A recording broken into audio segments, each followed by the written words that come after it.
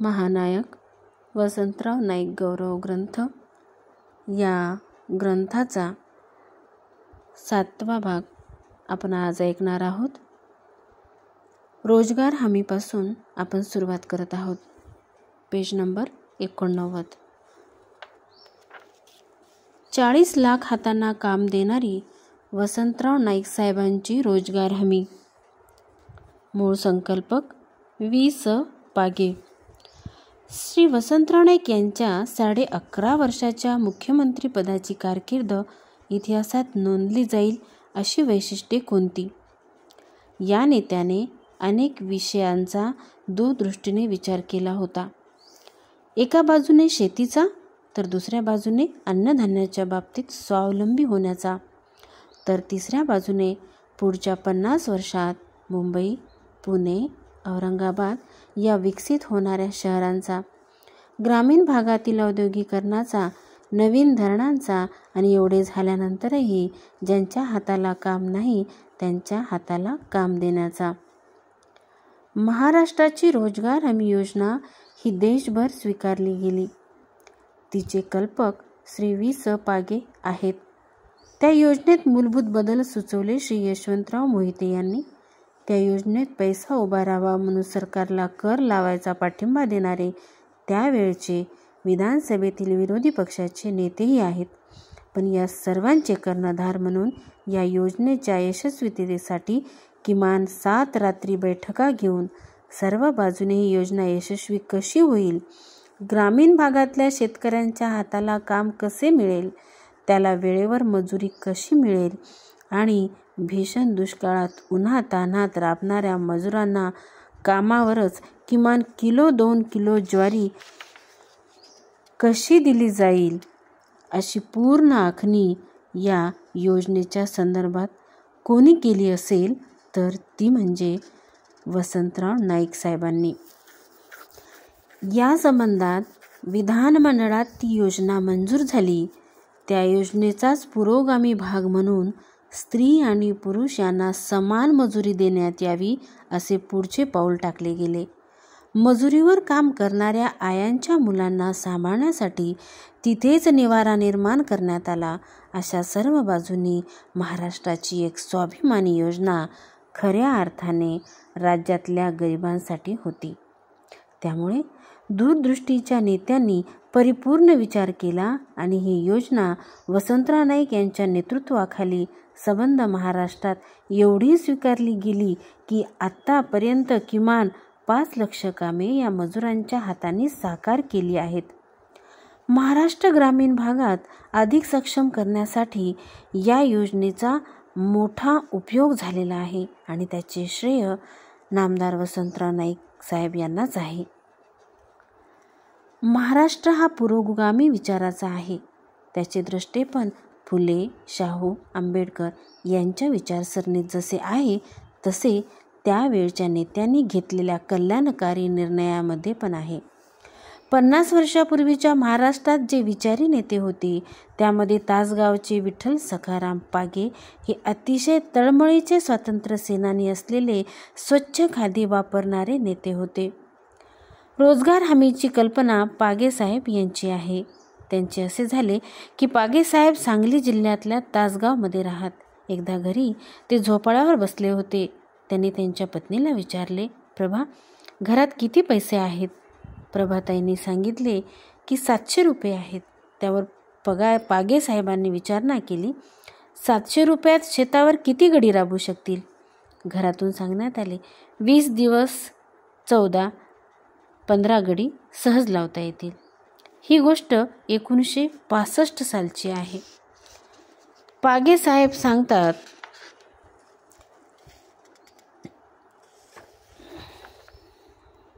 शेतमजूर लावून घ्या, मुंबईला गेल्यावर पैसे पाठवीन.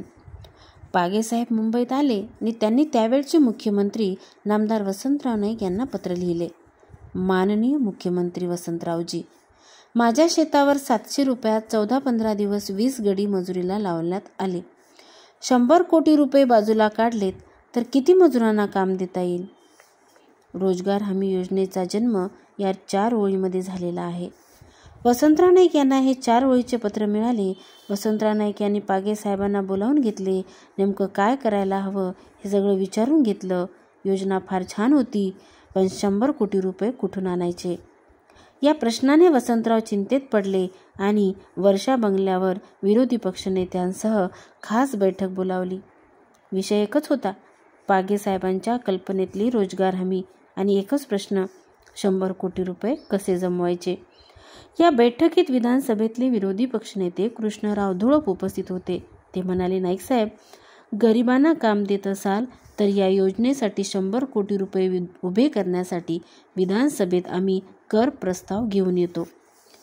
जगाच्या संसदीय लोकशाही इतिहासात सत्ताधारी पक्षाला संपूर्णपणे मदत करून कर प्रस्ताव आणण्याची व्यापक भूमिका सर्वप्रथम महाराष्ट्रातच घेतली गेली.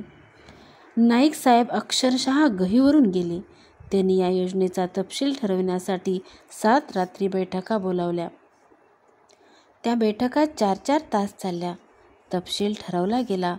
काम द्यायचे तर कसे द्यायचे, त्याचे स्वरूप काय, त्याची प्रशासन व्यवस्था कोणाकडे, एका गावातल्या मजुराला काम द्यायचे असेल तर किती किलोमीटर परिसरात काम द्यावे, ते काम कोणी घ्यायचे.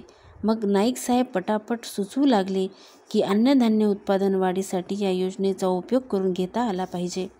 गाळाने भरलेली गावतळी साफ झाली पाहिजेत, मुरुमांचे रस्ते तयार झाले पाहिजेत, विहिरी खोदायचे काम सुरू झाले पाहिजे, नाला बंडिंगची कामे हाती घेतली पाहिजेत, पाझर तलाव, साठवण तलाव ही कामे सुरू केली पाहिजेत. आणि अशा सर्व बाजूने विचार झाल्यावर सर्वांच्या बैठकीत एकमताने ठरले की ही योजना स्वीकारायची. त्याचे नाव ठेवले मागेल त्याला काम. बैठकीत बसलेले सहकार मंत्री यशवंतराव मोहिते म्हणाले, मुख्यमंत्री साहेब, हे नाव योग्य होणार नाही. काम मागेल त्याला मिळेल, मागितले नाही तर आपण काम देणार नाही का. आणि त्याने नाव सुचवले की या योजनेत हमी हा शब्द मला हवा आहे.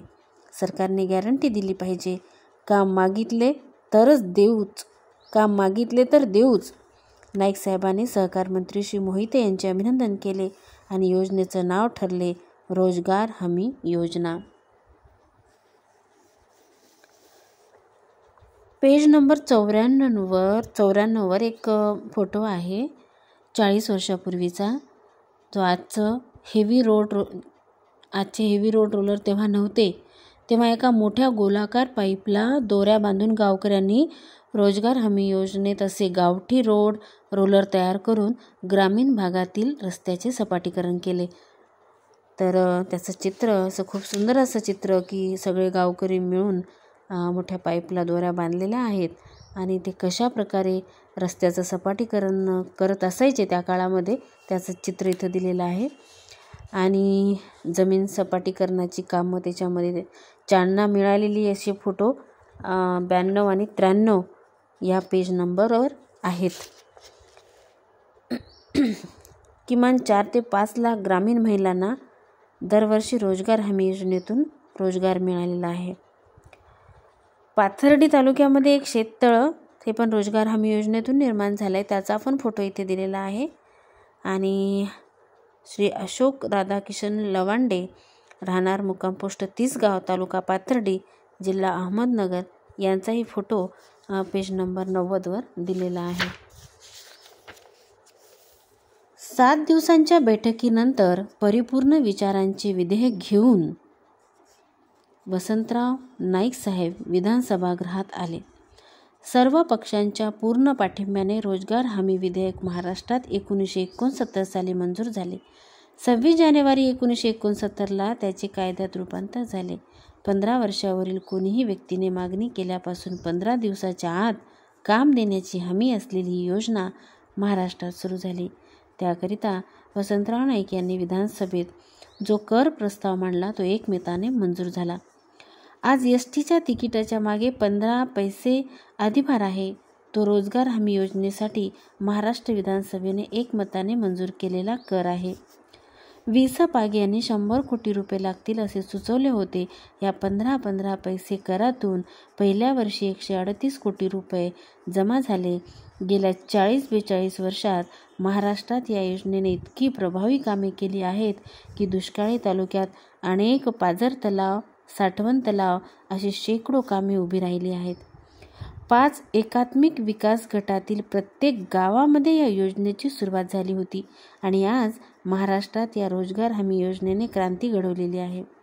त्याचे सारे श्रेय सर्वांना विश्वासात घेऊन काम करणारे दूरदृष्टीचे नेते मुख्यमंत्री नामदार वसंतराव नाईक यांनाच आहे.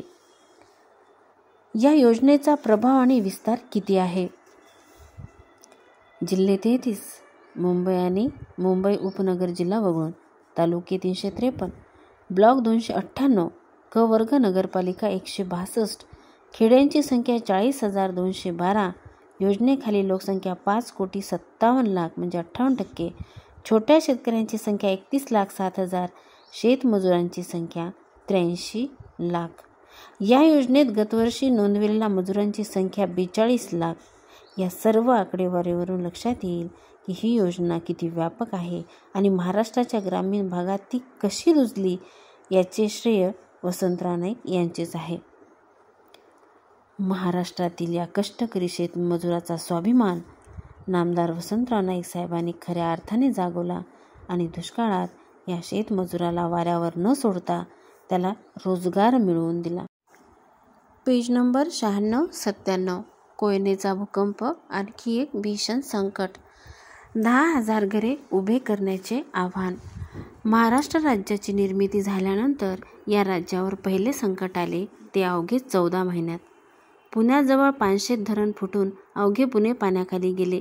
त्यावेळी मुख्यमंत्री नामदार यशवंतराव चव्हाण असले तरी अशा भीषण आपत्तीचा विषय ज्या महसूल विभागाकडे प्रामुख्याने येतो त्या महसूल खात्याचे मंत्री नामदार वसंतराव नाईक साहेब हेच होते.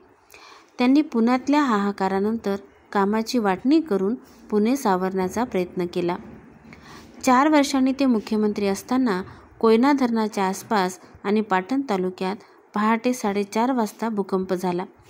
ही गोष्ट 11 डिसेंबर 1966ची. साधने अपुरी होती. वाहतुकीची साधनेही नव्हती. हेलिकॉप्टर नव्हती. एक डाकोटा जातीचे छोटे विमान होते. ते विमान घेऊन नामदार वसंतराव नाईक आणि बाळासाहेब देसाई घटनास्थळी पहिल्यांदा पोहोचले. पाठोपाठ यशवंतराव चव्हाण आले. या भीषण भूकंपाचा महाराष्ट्राला यापूर्वी कधीच अनुभव नव्हता. सातारा जिल्ह्यातली 822 गावे, रत्नागिरी जिल्ह्यातली 367 गावे, सांगली जिल्ह्यातली 300 गावे आणि कोल्हापूर जिल्ह्यातील 179 गावे अशा एकंदर 1,688 गावांना या भीषण भूकंपाचा तडाखा बसला होता. एकट्या सातारा जिल्ह्यात 10,304 घरे कोसळली. त्यातली 70% घरे एकट्या पाटण तालुक्यात होती. राहायला अशक्य असलेल्या आणि बरीच पडझड झालेल्या घरांची संख्या 46,236 होती आणि 63,000 घरांना भेगा पडल्या होत्या. घरांच्या नुकसानीचा पहिला अंदाज 9,83,35,863 इतका सुरुवातीचा होता. 1,000 गुरेढोरे गाडली गेली होती. या सगळ्या परिस्थितीत कोयना भूकंपग्रस्ताचे पुनर्वसन करणे आणि निराधार झालेल्या जवळपास 9,862 कुटुंबांना निवारा उपलब्ध करून देणे या मुख्य कामावर वसंतराव नाईक साहेबांच्या मंत्रिमंडळाला लक्ष केंद्रित करावे लागले. 161 लोक या भूकंपात मृत्युमुखी पडले होते. 9,195 लोक जखमी झाले. या सर्वांच्या उपचारांची व्यवस्था, मृतांच्या अंत्यसंस्काराची व्यवस्था करावी लागली. त्याकरिता फार मोठी शासकीय यंत्रणा उभी करावी लागली. डिसेंबर महिना असल्यामुळे कमालीची थंडी होती. त्यामुळे उघड्यावर पडलेल्या कुटुंबांना घोंगड्या पुरवणे आणि त्यांचे संसार ताबडतोब सुरू होण्याकरता ज्वारी, तांदूळ, मीठ, मिरची हे सर्व पुरवण्याचे काम युद्धपातळीवर हाती घ्यावे लागले होते. त्यावेळचे महाराष्ट्राचे महसूल मंत्री श्री बाळासाहेब देसाई यांचा मतदारसंघ पाटण हाच होता. त्यांनी तर तिथे मुक्कामच ठोकला होता. मुख्यमंत्री वसंतराव नाईक यांनी महसूल, वन, सार्वजनिक बांधकाम या सगळ्या खात्यांना एकत्रित करून प्रामुख्याने तातडीचे निवारे उभे करण्यासाठी सगळी यंत्रणा कामाला लावली होती. मुख्य आवाहन होते किमान 10,000 घरे उभे करण्याचे. त्यासाठी स्थानिक पातळीवर बांबू पुरवणे, छोटी घरे उभी करण्याकरता बल्ल्या पुरवणे, झापे पुरवणे ही कामे हातात घेऊन अवघ्या 3 महिन्यात तात्पुरती 10,000 घरे उभी केली गेली. त्यातून एक विश्वास निर्माण झाला. कोयनेच्या संकटाने महाराष्ट्राची एक पंचवार्षिक योजना मागे सरकली आणि विकास कामाला असलेला पैसा कोयना पुनर्वसनावर अग्रहक्काने खर्च करावा लागला. परंतु नाईक साहेबांनी पैसा कमी पडू दिला नाही. त्यातून कोयना भूकंपग्रस्ताचे पुनर्वसन होऊ शकले. आता आपण पेज नंबर 99 हे पाहूया. 2 वसंतांनी काँग्रेसला जिंकून दिल्या 202 जागा. या पेजवर एक फोटोही दिला आहे. त्या फोटोमध्ये प्रदेश काँग्रेस कार्यालयात अभिनंदन सभा होती ती, आणि त्यामध्ये आहेत नामदार वसंतराव नाईक, केंद्रीय संरक्षण मंत्री यशवंतराव चव्हाण. 2 वसंतरावांचे अभिनंदन करताना डाव्या बाजूला प्रदेश अध्यक्ष वसंतदादा पाटील आणि प्रदेश काँग्रेसचे खजिनदार भाऊसाहेब वर्तक. 1967च्या विधानसभा आणि लोकसभा निवडणुकांचे नगारे वाजले. विधानसभा आणि लोकसभेची एकत्र झालेली ही शेवटची निवडणूक. वसंतराव नाईक यांनी मुख्यमंत्री झाल्यानंतर विधानसभेची पहिली निवडणूक. पण एक विलक्षण योग असा होता की राज्याचे नेते वसंतराव नाईक होते आणि महाराष्ट्र प्रदेश काँग्रेसचे अध्यक्ष वसंतदादा पाटील होते. या 2 वसंतांनी महाराष्ट्र घुसळून काढला आणि महाराष्ट्र प्रदेश काँग्रेसने विधानसभेच्या 202 जागा जिंकल्या. 1967 साली देशातील 9 राज्यातील काँग्रेसची सत्ता गेली. जम्मू काश्मीर शेख अब्दुल्ला, पश्चिम बंगाल अजय मुखर्जी, बिहार कर्पूरी ठाकूर, उत्तर प्रदेश चौधरी चरण सिंग, पंजाब प्रकाश सिंग बादल, मध्य प्रदेश गोविंद नारायण सिंग, केरळ नबुद्रीपाद, मद्रास अण्णादुराई, ओरिसा हरेकृष्ण मेहताब, फुटीर काँग्रेस या 9 राज्यात विरोधी पक्षांची संमिश्र सरकारे आली. पण महाराष्ट्रात काँग्रेसला 2/3 बहुमत मिळाले आणि श्री वसंतराव फुलसिंग नाईक यांची सलग दुसऱ्यांदा मुख्यमंत्रीपदी बिनविरोध निवड झाली. त्यांचे नाव श्री वसंतदादा पाटील यांनी सुचवले आणि श्री PK सावंत यांनी अनुमोदन दिले. 2 वसंतांचा कामगारातर्फे भव्य सत्कार. महाराष्ट्रात काँग्रेसला मोठे यश मिळून मुख्यमंत्रीपदी वसंतराव नाईक यांची पुन्हा बिनविरोध निवड झाल्यानंतर त्यावेळेसचे प्रदेश काँग्रेसचे अध्यक्ष पद्मश्री आमदार वसंतदादा पाटील यांनी वसंतराव नाईक यांचा भव्य सत्कार इंटक कामगार संघटनेतर्फे आयोजित केला. वसंतदादा पाटील इंटकचेही अध्यक्ष होते. मात्र या सभेत प्रदेश काँग्रेसचे अध्यक्ष म्हणून यशाचे श्रेय वसंतराव नाईक यांनी वसंतदादांना दिले आणि त्यांचाही सत्कार केला. या 2 नेत्यांच्या मध्ये हाराची रास पडली आहे. हा फोटो पेज नंबर 100 वर दिलेला आहे. 1967 वसंतराव नाईक दुसऱ्यांदा बिनविरोध मुख्यमंत्री. नामदार वसंतराव नाईक यांचे 1967चे मंत्रिमंडळ. श्री वसंतराव फुलसिंग नाईक मुख्यमंत्री, सामान्य प्रशासन, गृह व नियोजन. श्री दौलतराव श्रीपतराव देसाई महसूल. श्री शंकरराव भाऊराव चव्हाण पाटबंधारे, वीज आणि इमारती व दळणवळण. श्री गोपाळराव बाजीराव खेडकर ग्रामीण विकास. श्री परशुराम कृष्णाजी सावंत कृषी. श्री विनायकराव पांडुरंग पाटील सहकार. श्री पुरुषोत्तम गणेश खेर नगर विकास. श्री शेषराव कृष्णराव वानखेडे अर्थ न्याय व विधी. श्री मधुकरराव धनाजी चौधरी वन व शिक्षण. श्री नरेंद्र महिपती तिडके मजूर. डॉक्टर रफिक बालुमिया झकेरिया सार्वजनिक आरोग्य व वफ. श्री राजाराम बापू अनंतराव पाटील उद्योग, विद्युत पुरवठा व मुद्रणालय. श्री यशवंतराव जिजाबा मोहिते गृहनिर्माण, राज्य वाहतूक महामंडळ आणि अल्पबचत. श्री मधुसूदन आत्माराम वैराळे समाज कल्याण आणि पर्यटन. श्री हरिभाऊ गोविंदराव वर्तक अन्न नागरी पुरवठा, खार जमीन आणि मासेमारी. श्री भानुशंकर मच्छाराम याज्ञिक दारूबंदी.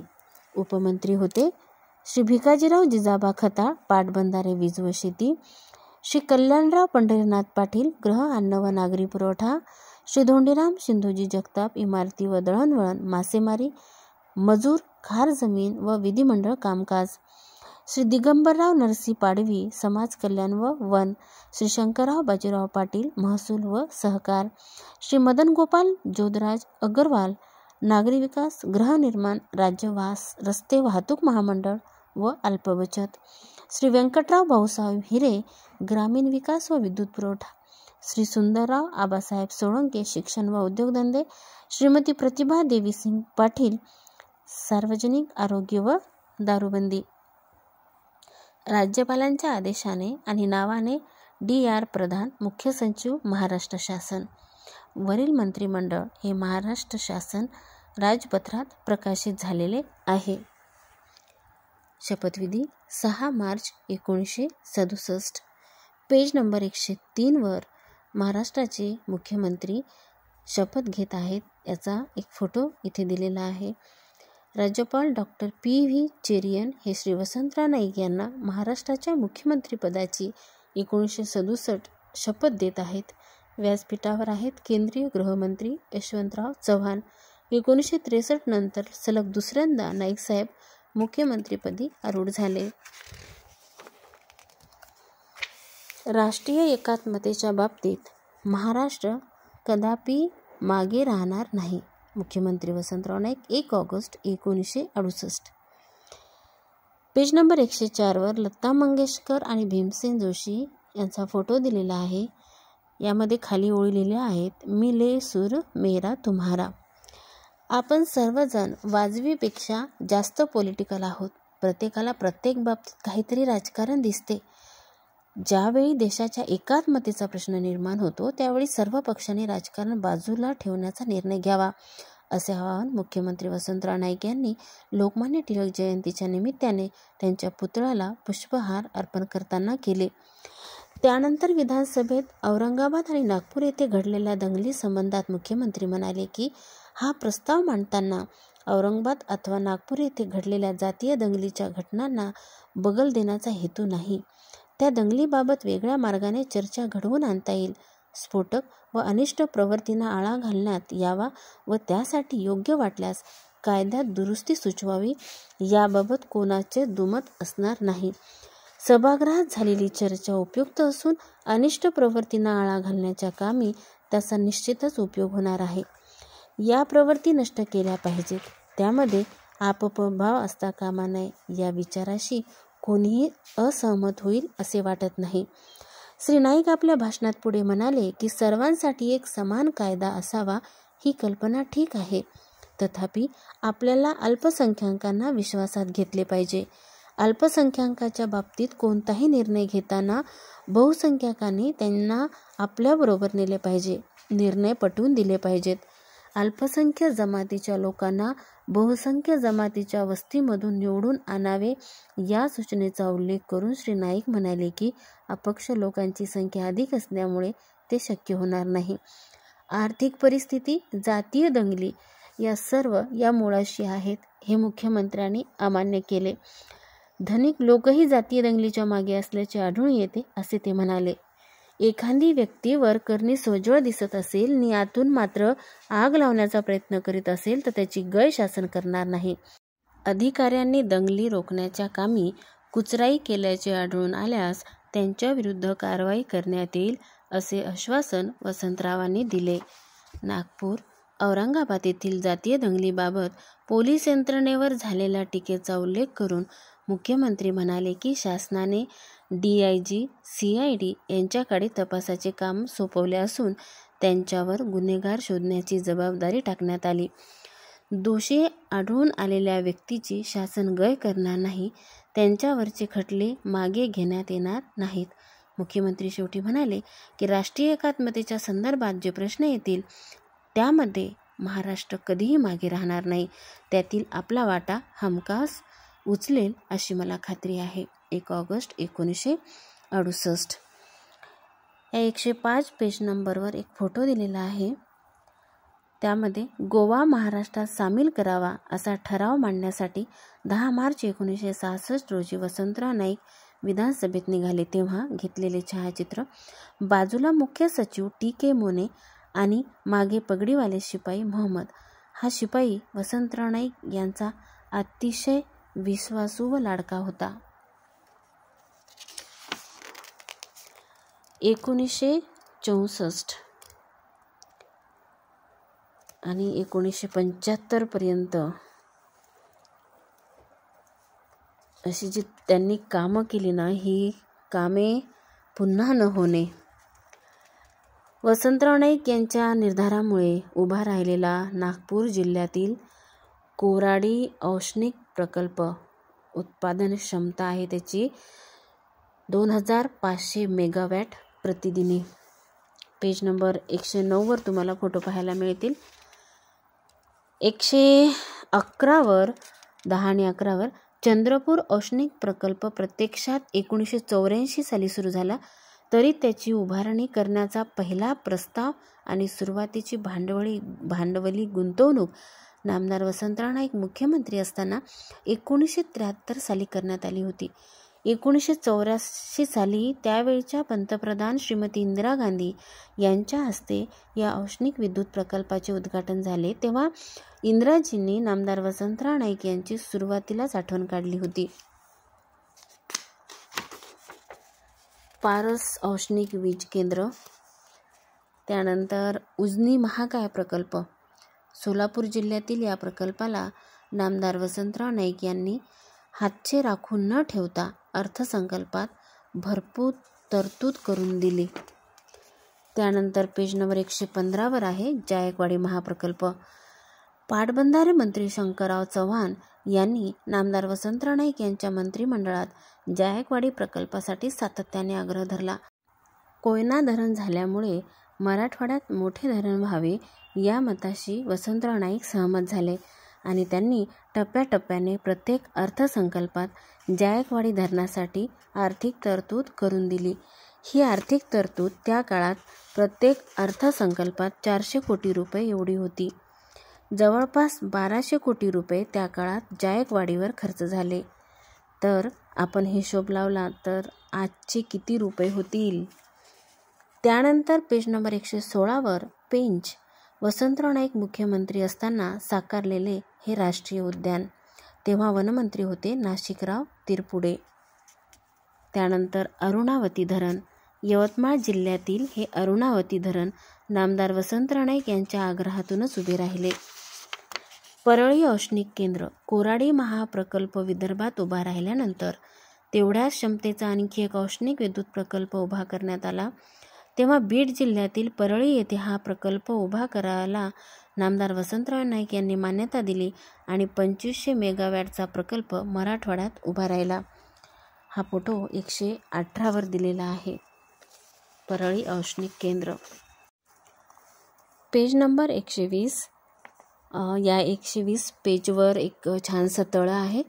त्या तळ्यात बदके पोहत आहेत आणि त्यांचे लहान लहान पिल्लूसुद्धा त्याच्यामध्ये आहेत.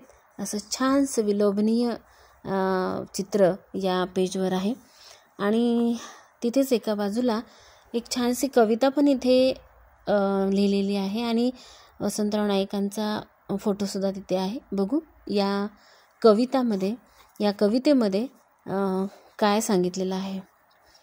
एका तळ्यात होती बदके पिले सुरेख, होते कुरूप वेडे पिल्लू तयात एके दिनी परंतु पिल्लास त्या कळाले, भयवेड पार त्याचे वाऱ्या सवे पळाले.